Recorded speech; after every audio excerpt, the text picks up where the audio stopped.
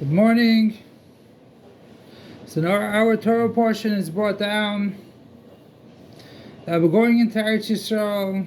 It's a land of valleys, a land of mountains, to the waters of the heaven. The land will get its sustenance, get its water. So we have to understand what is going on over here. What is the mile of Eretz Yisrael? That's a land of valleys and mountains and valleys.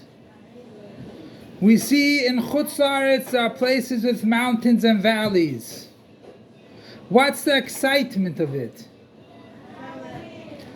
Well, we know when it says Eretz, it really means the Yidden, the Jewish people. Like it says, Ki atem tiyu eretz chayfetz. You shall be a eretz chayfetz, a wanted land, a land that people want.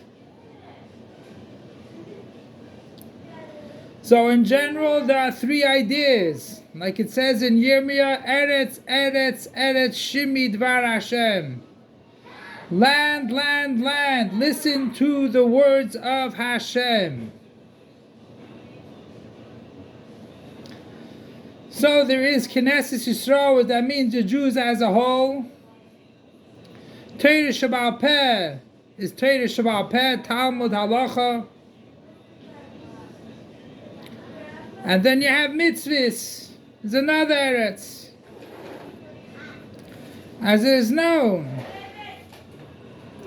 that our Avodah of Torah and mitzvos is supposed to bring us to have a love towards God and a fear to God. And that's the idea of Eretz, because Harim ubekais, mountains and valleys. What's the idea behind this? As follows. The whole idea of Torah mitzvahs is to get a love and fear of God. So, Vikais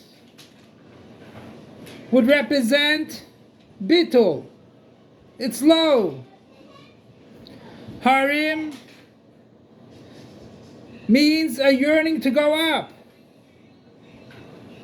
And that's the reason why it says Eretz Uvikais, Harim Uvikais, 2 Harim and 2 Vikais, double. Harim represents the idea of love. There is like a chaisim, a stamp, which the letters are sticking out. And then when you stamp it, it makes an imprint in the paper. That means shakua goes inside.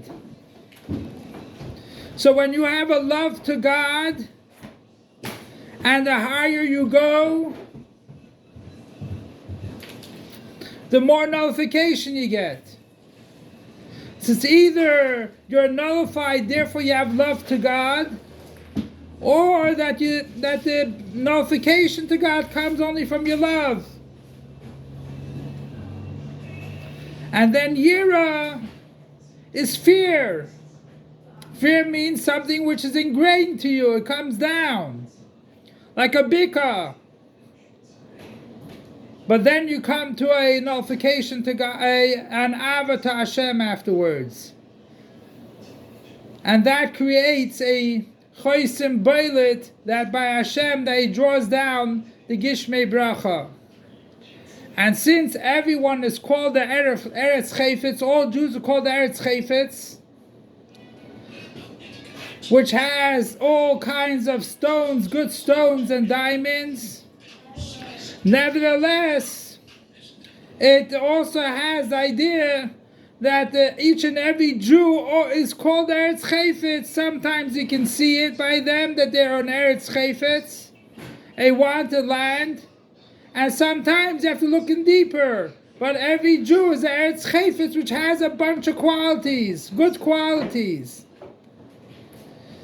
And we have to bring it out in the reality. That's why you don't look on how he appears to be, on his outer appearance, but you look inside him. You don't look on the outside of a land, you look what's deep in the land to see what it's bringing out. If it's a good land to produce. You don't look into their land, you don't look at the appearance of the land outside. So that's the idea that through our avodah, we bring all the amshachas down. And that's why it says, Limitar hashamayim tishta, to the waters you will drink. Why doesn't it say mi mitar? Because it comes from our avodah. So when we elevate, we get the brachas from Hashem. So we supply an av or yira up above, and then we get all the amshachis. That's the same thing which it says regarding to Yemei Mashiach. It says by Tchias HaMeisim, it says by the resurrecting of the dead, it says that the body will give sustenance to the soul. Nowadays, the soul gives sustenance to the body. When Mashiach comes, the body will give sustenance to the soul. That's the idea of the Avodah Samata, and not first the Avodah Shalamayla.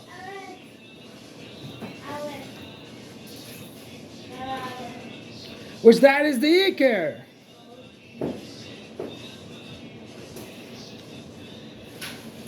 And the main meaning of Hashpah and Bracha is the time of Mashiach.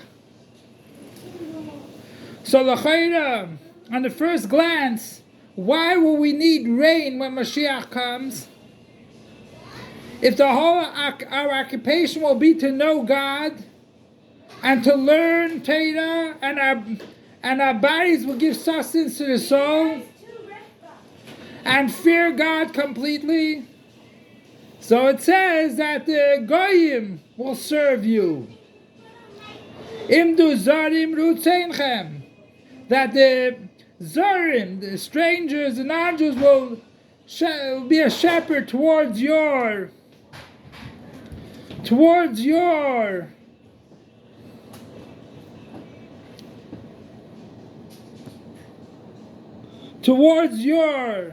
sheep. The Nachrim will be Karechem. They'll take care of the plowing and everything else. And like it says, if a person does his avodah of Torah mitzvos, and he loves God and serves God, so when you do the will of God, your work is done through others. And that's the idea of Yemei Mashiach. That everyone will serve us in order to be able to serve God to the fullest extent. So through our avodah in these inyanim, will come the time that will be in the third Beis HaMikdash through our avodah, and will serve God kimisa seinecha, like the will of God. Long live our master, teacher, and Rebbe King Mashiach forever and ever. Long live our master, teacher, and Rebbe King Mashiach forever and ever. Long live our master, teacher, and Rebbe King Mashiach forever and ever.